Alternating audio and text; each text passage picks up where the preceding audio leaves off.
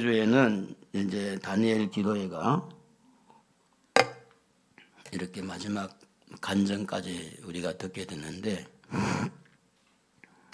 다니엘 기도의 간증과 설교의 내용을 들어보면 고난이라는 글자가 모든 사람에 해당이 돼요.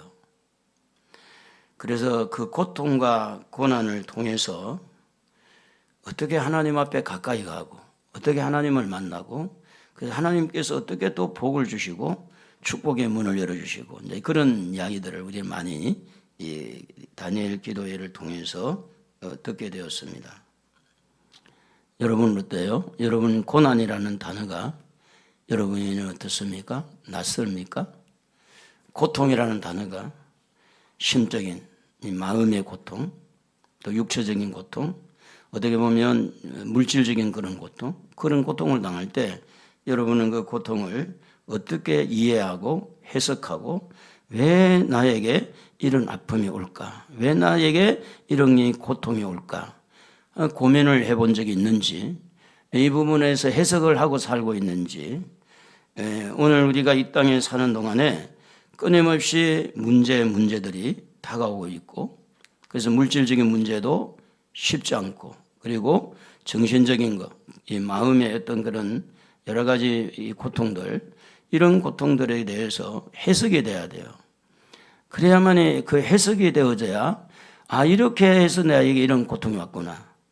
그럼 이 고통을 어떻게 하면 해결할 것인가? 해석이 돼야 돼, 해석이. 어떤 문제를, 어려운 문제를 봐도 해석만 잘 되면 길이 열려요. 그런데 성경은 이렇게 말합니다. 창세기 2장 17절에 보면 선악과를 따먹으면 반드시 죽게 돼 있어요. 그래서 선악과를 따먹은 거예요. 창세기 2장 17절에 보면 한번 읽어볼까요? 선악을 알게 하는 나무의 열매는 먹지 말라. 네가 먹는 날에는 반드시 죽으리라 하시니라. 자, 이때 이 선악과를 따먹으로 말미암아 남자는 이마에 땀을 흘려야 되고 여자는 해산의 고통을, 이렇게 그때부터 이제 고난이 시작이 된 거예요. 그래서 여기에서 문제를 풀어가야 돼요.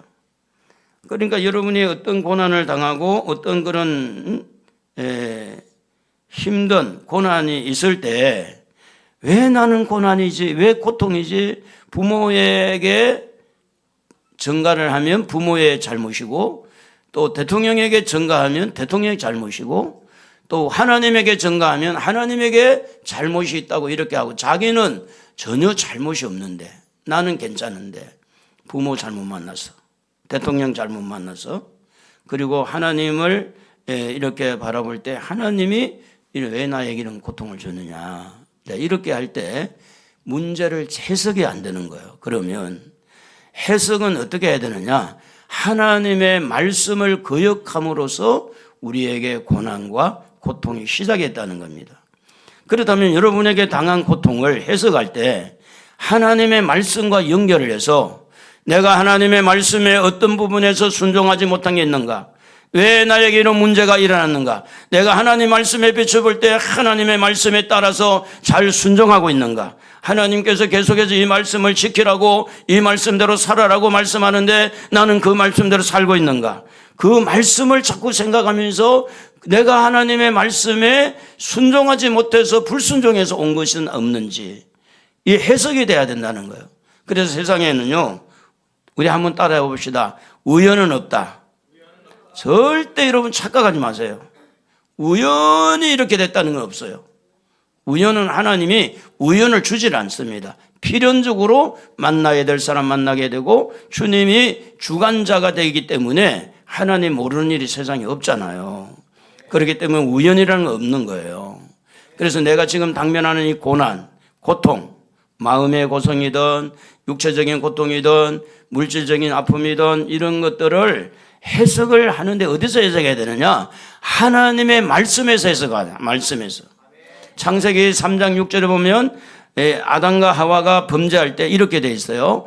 먹음직하고 보암직하고 지혜롭게 할 만큼 탐스럽게 하다 그래서, 이게 하나님의 말씀을 이렇게 볼 때에 하나님이 하지 말라고 할 때 사람들은 어떻게 읽어봐요? 여자가 그 나무를 본즉 먹음직도 하고 보암직도 하고 지혜롭게 할 만큼 탐스럽기도 한 나무인지라. 여자가 그 열매를 따먹고 자기와 함께한 있는 남편에게도 주매 그도 먹은지라. 이렇게 돼 있어요. 하나님 말씀을 먹지 말라 그런 거야. 근데 사탄은 결국은 하나님과 사람하고 이렇게 대적의 관계를 만들어야 사탄의 편애로 사람이 갈 수 있으니까 하나님을 대적하도록, 그래서 사람들의 마음에 있는 먹은직하고 보암직하고 지혜롭게 할 만큼 이런 것들이 눈에 이렇게 보이는데 그게 이제 그때부터 문제가 생긴 거예요. 지금도 마찬가지. 여러분이 하나님 말씀을 여러분 붙들고 내가 보암직하고 먹음직하고 지혜롭게 할 만하더라도 나는 하나님 말씀에 순종해야 돼. 나는 하나님의 말씀에 따라야 돼. 내가 하나님 말씀에 복종해야 돼. 이렇게 하면 사탄이 덤벼들지 못해요. 그런데 우리는 중간 사이즈를 만들려고 그래. 하나님은 이렇게 말씀했지만 세상이 다 그런 거 아니야. 이 적당하게 이렇게 해야 돼. 제가 이제 개척을 하고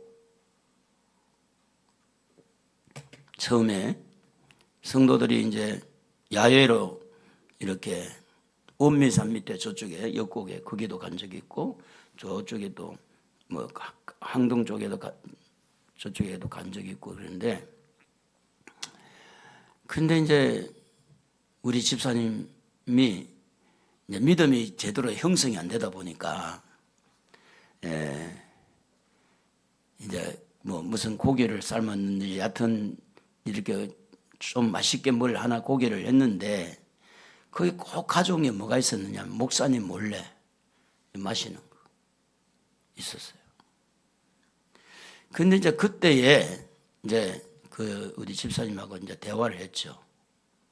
그때 목사님이 그만 좀 이렇게 봐주고, 그러면 목사님 아유 한잔 하니 한잔 하시라고 이렇게 같이 이렇게 했으면 그때 이제 어떻게 보면 좋았지 않았냐, 이제 이런 이야기까지 있었어요. 저한테 이제 그런 이야기가. 근데 사람은 그래요.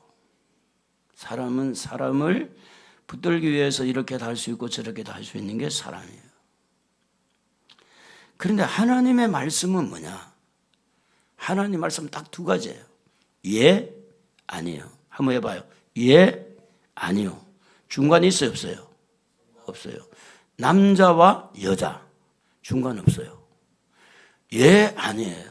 그런데 우리 마음은 믿음이 따라주지 못하니까 거기에서 편법이 나오고 이렇게 했으면 어떨까? 이렇게 했으면 어떨까? 이런 생각들이 하나님의 말씀을 이렇게 순종하지 못하고 거역하니까 결국은 어떻게 되느냐? 그때에 나오는 것들이 원수마귀가 우리를 조롱하게 되고 우리를 이용해 먹는 거죠. 신약에도 이런 말씀이 있어요. 신약도 먹음직하고 보암직하고 지혜롭게 할 만한 탐스러운 이런 말씀이 있는데 요한일서 2장 16절에 보면 이런 말씀이 있어요. 육신의 정욕, 안목의 정욕, 이생의 자랑. 한번 읽어볼까요? 이는 세상에 있는 모든 것이 육신의 정욕과 안목의 정욕과 이생의 자랑이니 다 아버지께로부터 온 것이 아니요 세상으로부터 온 것이라.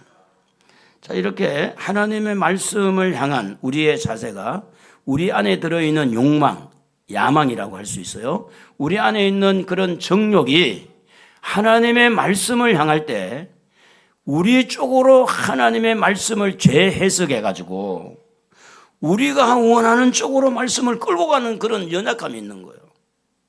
그래서 말씀대로 살지 못하는 거야. 그래서 고난을 통해서 그 잔뿌리를 끊어내게 하려고 하나님은 때로는 우리를 고난의 장에 들어가게 만든다는 거예요. 그런 고난에는 다 이유가 있다는 겁니다. 괜히 하나님께서 우리를 골탕 먹이려고 아프게 하고 가난하게 하고 병들게 하고 우리로 하여금 근심하게 하는 하나님이 아니에요. 오늘 우리에게는 정욕이 있어가지고 우리의 믿음이 제대로 형성이 되어서 정말로 하나님이 말씀한 대로 예, 아니요, 예, 아멘 하고 이렇게 따라야 되는데 그게 안 되니까 하나님이 이렇게 고난이라는 문제를 가지고 하나님의 사람들을 천국으로 데려가려고. 그래서 여러분, 고난은요 힘들어요. 그러나 궁극적으로 보면 고난은 우리에게 유익을 주는 것이다. 할렐루야. 왜냐하면 육신의 정욕 때문에 사탄의 유혹에 빠져서 시험에 들어서 지옥불에 들어가는 것보다는 고난의 터널을 통해서 그 하나님 앞에 잘못한 것을 회개하고, 하나님 내가 너무 욕심부렸네요, 내가 잘못했어요, 용서해 주세요, 회개하고 천국 가는 게 낫지. 그렇잖아요. 그러면 고난 안 주고 그냥 알았어 너 지옥 가버려. 그러면 이 세상에 구원받을 사람이 과연 몇 명이나 있겠느냐. 그래서 여러분, 모든 정욕, 야망, 요즘에는 인터넷 통해 가지고 초등학생들도 그렇대. 선생들이 이렇게 가르치면 초등학생들이 전부 다 성적인 발언을 해가지고, 선생들이 그냥 이게 교사의 일을 못할 정도로 그래가지고 야단치면 고발한다고 그러고, 아동학대라고 그러고.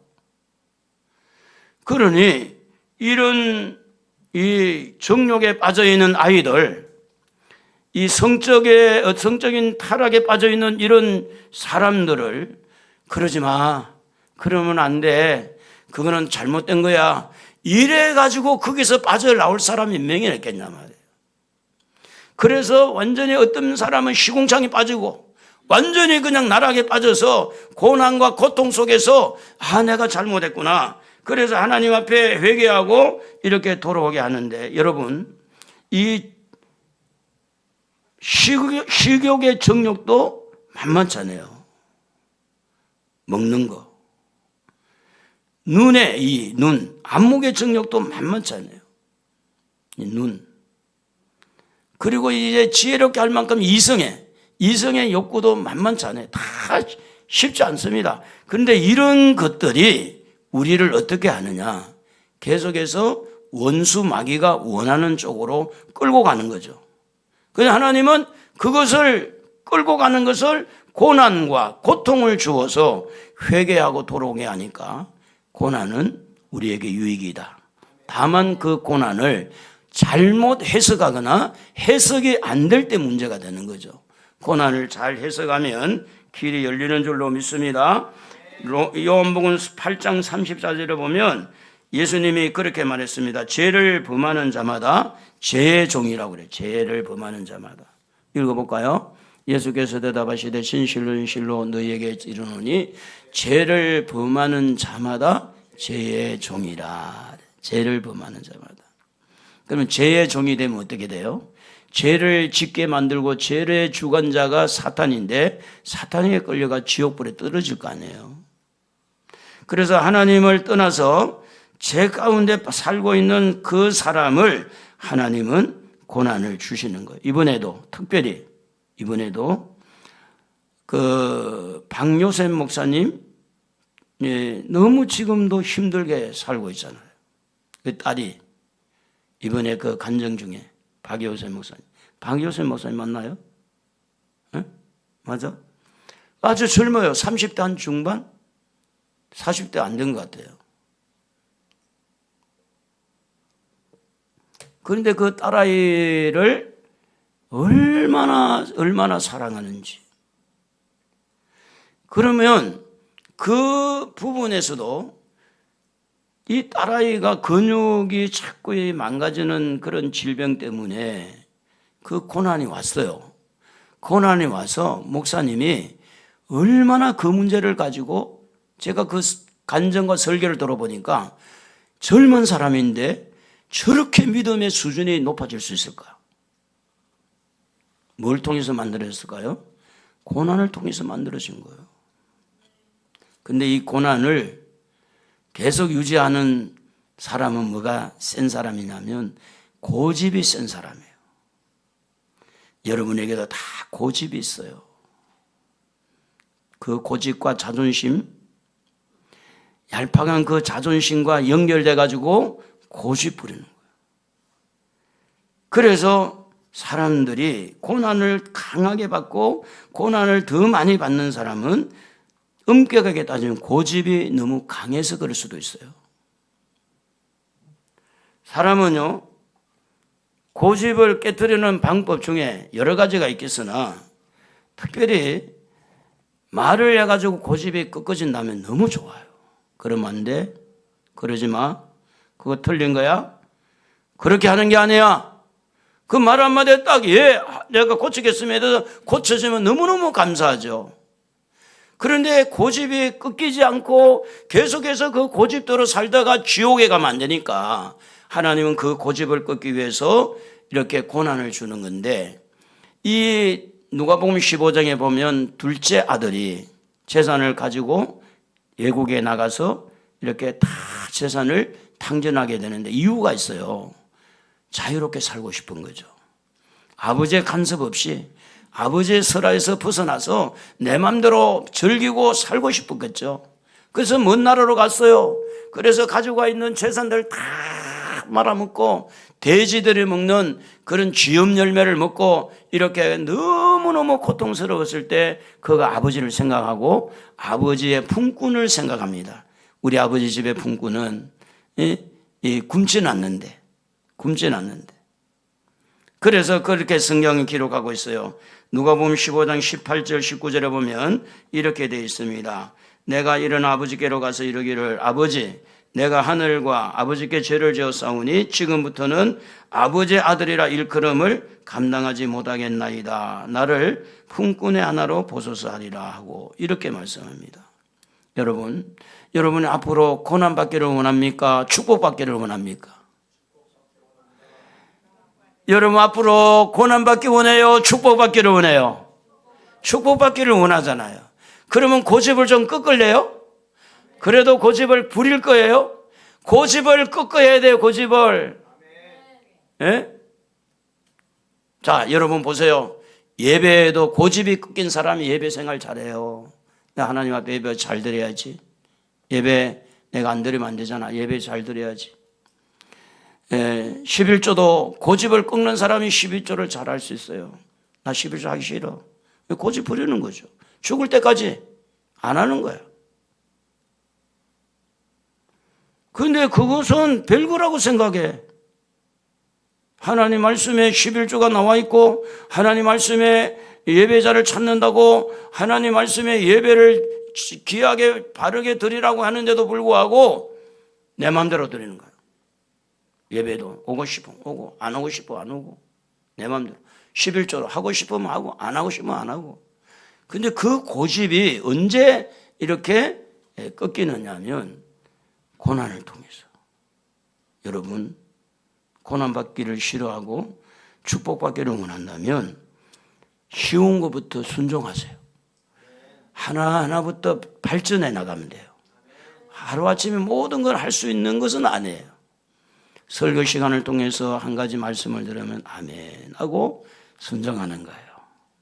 그러면 여러분 좋은 일이 일어날 줄로 믿습니다. 좋은 일이 있으리라. 분명히 좋은 일이 있어요. 틀림없어요. 우리 하나님은 좋으신 분이에요. 그래서 둘째 아들이 고집을 꺾은 이유는 고난 때문에 고집을 꺾은 거지, 만약에 둘째 아들이 나가서 다 물질을 허비하고도 잘 됐다면 그 아들이 아버지에게 올 일이 없죠. 오늘 여러분 어려움을 당할 때 고집을 꺾으시고 축복의 문을 여시기를 주의 이름으로 축복합니다. 이 고집을 꺾으면요 좋은 일꾼이 됩니다. 디도서 1장 7절에 보면 제 고집대로 하지 아니하며 이렇게 됐어요. 한번 읽어봐요. 감독은 누구냐? 오늘날 장로, 목사, 또 좋은 일꾼들을 말하는데 읽어봅니다. 감독은 하나님의 정직이로서 책망한 것이 없고 제 고집대로 하지 아니하며 급히 분내지 아니하며 술을 즐기지 아니하며 구타하지 아니하며 더러운 이득을 탐하지 아니하며 좋은 사람이 되고 이 구태하지 아니하며 탐하지 아니하며 그랬는데, 이 일꾼 좋은 일꾼이 되어지면 자기 고집대로 하는 게 아니에요. 하나님 말씀이 자꾸 순응하고 하나님이 원하는 대로 가는 것이 좋은 일꾼이에요.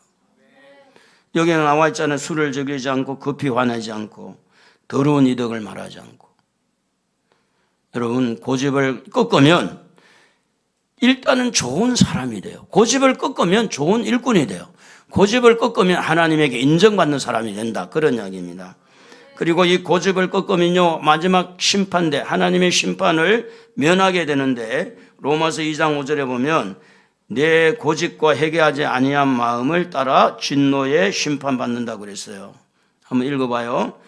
다만 네 고집과 회개하지 아니한 마음을 따라 진노의 날, 곧 하나님의 의로우신 심판이 나타나는 날에, 그날에 임할 진노를 네게 쌓는도다.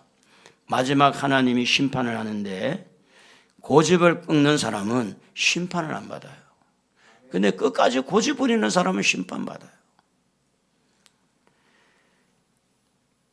우리의 고집이 어디하고 부딪히느냐 하면 하나님의 말씀하고 부딪히는 거예요. 무서운 거잖아요. 우리의 고집이 하나님의 말씀에 따를 거냐 안 따를 거냐 매일같이 부딪히고 있는 거예요. 하나님 말씀과 부딪혀가지고 누가 이기겠어요? 하나님 말씀은 하나님인데 하나님과 내가 부딪혀가 내가 이기겠냐고. 못 이기는 거예요. 그래서 우리는 어떻게 하든지 하나님 말씀에 부딪히지 않기를 주의 이름으로 축복합니다. 축복합니다. 하나님 말씀은요, 하나님이세요. 하나님과 부딪혀가지고 이길 사람이 어디 있겠어요? 하나님과 부딪히지 마세요. 그래서 하나님 말씀은 영원하고 변함이 없다고 그랬어요. 이사야 40장 8절에 보면 풀은 마르고 꽃은 시드나 우리 하나님의 말씀은 영원히 서리라 그랬고, 마태복음 1장 8절에 보면 천지가 없어지기 전에는 율법의 1.1획도 없어지지 않는다 그랬어요. 하나님 말씀은 영원하고요, 하나님 말씀은 하나도 버릴 게 없어요. 그러니까 여러분 말씀하고 부딪히지 마세요. 말씀대로 하지 못했으면 주여 내가 잘못했습니다 이래야지. 아니 세상 살다 보면 다 그런 거지만 그렇게 자꾸 밀고 들어오면 안 돼요. 그래서 어떻게 하든지 하나님 말씀이 여러분에게 축복이 되기를 주의 이름으로 축원합니다. 그래서 우리는 말씀과 함께 복을 받는 길을 열어야 되겠는데, 그러면 오늘 읽은 말씀에도 그랬고 고난 당하는 자는 하나님 말씀을 생각하는 거예요. 고난 당하는 자에게 유익이 있다 그 말이에요. 그래서 고난 당한 자가 첫 번째 유익은 뭘 해야 되느냐? 우리 한번 따라합시다. 하나님이 나를 버리지 않았구나 하는 것을 느끼게 돼요. 히브리서 12장 8절에 보면 징계는 다 받는 것이거늘 너희에게 없으면 사생자요 친아들이 아니라고 그랬어요. 하나님께서 고난을 통해서 무엇을 우리에게 말씀하고 있느냐 하면 나는 너를 포기하지 않았다. 나는 너를 버리지 않았다. 너는 내 아들이야. 내가 너를 지켜주고 보호할 거야. 그것을 고난을 통해서 사인을 주는 거예요. 그래서 히브리서 12장 10절에서 11절에도 보면 이렇게 기록이 되어 있는데 한번 읽어볼까요? 오직 하나님은 우리의 유익을 위하여 그의 거룩하심에 참여하게 하시느니라. 무릇 징계가 당시에는 즐거워 보이지 않고 슬퍼 보이나 후에 그로 말미암아 연단받은 자들은 의와 평강과 평강의 열매를 맺느니라 그랬는데, 여러분 이 고난은요 나를 하나님 쪽으로 끌어가는 과정이지 고난이 인생의 다가 아니라는 거예요. 우리에게는 천국이 있지만 천국 가기 전에도 간증을 들어보세요. 그 간증하는 목사님들과 많은 간증자들이 그렇게 은혜롭게 할 수 있었던 비결이 뭐냐? 고난을 통해서 회개하고 고집을 꺾고 하나님이 이렇게 축복을 해서 버림받은 자도 선교사가 되고 버림받은 자도 이렇게 하나님 앞에 쓰임받는 좋은 일꾼이 됐다고 하는 그 간증을 들어보면 고난은 고난으로 끝나는 게 아니에요. 오늘 여러분이 그 고난을 통해서 인생을 다시 배우고 진리를 깨닫고 고난을 통해서 여러분의 고집이 꺾여지고 고난을 통해서 인생의 새로운 삶을 살아간다면 그 고난은 여러분의 스승이고 그 고난은 여러분에게 하나님을 알려주는, 하나님에게로 나아가는 전도자가 되고 하나님을 향해서 하는, 하나님을 찾게 하는 기도의 통로가 되는 것이 바로 이 고난이라고 하는 거예요. 그러므로 슬퍼 보이고 힘들어 보이지만 그 위에는 분명히 평강의 열매가 있다는 사실을 기억하시고 고집을 좀 꺾으십시다. 할렐루야. 고집을 좀 꺾어봅시다. 고집을. 그래서 고난당할 때 성경은 이렇게 말합니다. 호세아 선지자는 이렇게 말했어요. 오라 우리가 여호와께로 돌아가자. 한번 읽어봅니다. 여호와께서 우리를 찢으셨으나 도로 낫게 하실 것이요 우리를 찢으셨으나 싸매 주실 것이요. 여러분, 하나님이 찢었다는 말은 무슨 말입니까? 고난 주셨다는 거예요. 근데 그것을 도로 낫게 해주겠다는 건 뭡니까? 회개하고 돌아올 때 싸매주고 고쳐주겠다는 거예요. 회개하고 돌아올 때. 호세아 선지자뿐 아니고 이사야 선지자도 이사야 55장 7절에 보면 이렇게 말합니다. 악인은 그 길을, 불의한 자는 그 생각을 버리고 여호와께 돌아오라. 그리하면 다 같이 그가 긍휼히 여기시리라. 우리 하나님께로 돌아오라. 그가 너그럽게 용서하리라. 하나님께 돌아오는 거예요.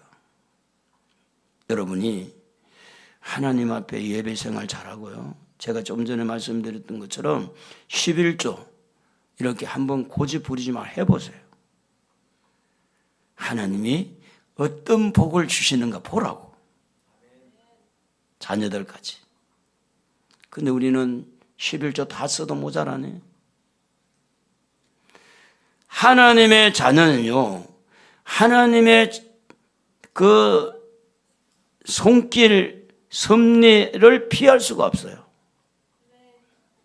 목사도 정직해야 돼. 여러분도 정직해야 돼. 이 말하면 저 집사가, 이 말하면 저 권사가 싫어하겠지. 목사 그러면 정직하지 못한 거예요. 목사도 하나님 말씀에 아주 투명하게 하나님 말씀에 절대 순종하고 그 목사도 고집 부리면 안 되잖아요.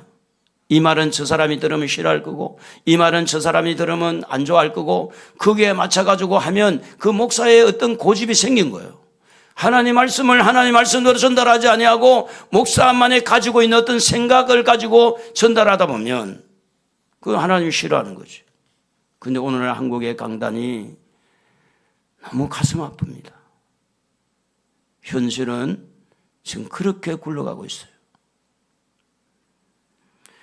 그래서 오늘 우리는 하나님 앞에 정직하게 진실하게 잘못한 부분에 대해서 개인이든 국가든 잘못됐다고 말할 수 있어야 되고 잘못된 것을 말하면 그래 내가 잘못했습니다 회개하고 하나님 앞에 돌아오면 싸매주시고 도와주시고 은혜롭게 만들어주시고 치료해주시고 축복해주시는 줄로 믿습니다.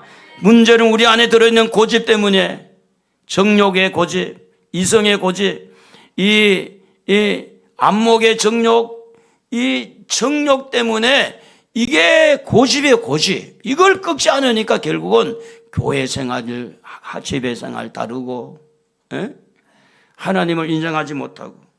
그래서 욥이라는 사람은 아무런 특별한 잘못도 없음에도 불구하고 고난을 당했잖아요. 자식을 다 잃었고, 재산도 잃고, 건강도 잃고. 근데 그는 욥기 23장 10절에 이렇게 말합니다. 그는 그러나 내가 가는 길을 그가 아시나니 하나님 아시나니 그가 나를 단련하신 후에는 내가 승금같이 나오리라. 그렇게 말합니다. 이 욥은요 오늘 우리에게 고난당한 사람에게 굉장히 좋은 모델이 되기도 합니다. 그 고난 속에서 원망하지 않고 하나님을 바라보고 나갔더니 하나님께서 정금같이 나오게 하고 그리고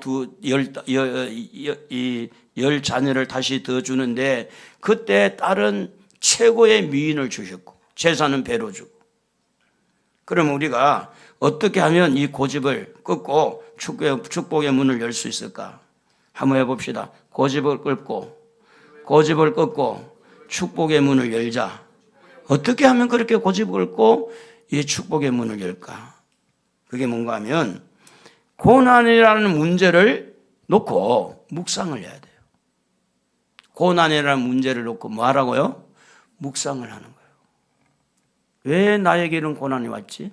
왜 이런 어려움이 왔지? 그걸 놓고 묵상을 하는 거예요. 잘 생각해 봐야 돼요. 그 생각해 보면 이게 내가 이런 문제 때문이구나, 저런 문제 때문이구나, 이걸 찾아내야 돼요. 그 찾아내야 회개하게 돼요. 회개하게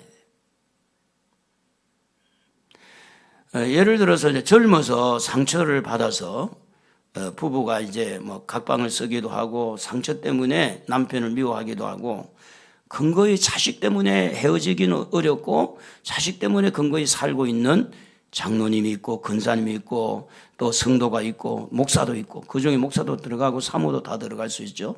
그런데 자식을 통해서 고난이 왔어요. 물질적인 고난이 왔어요.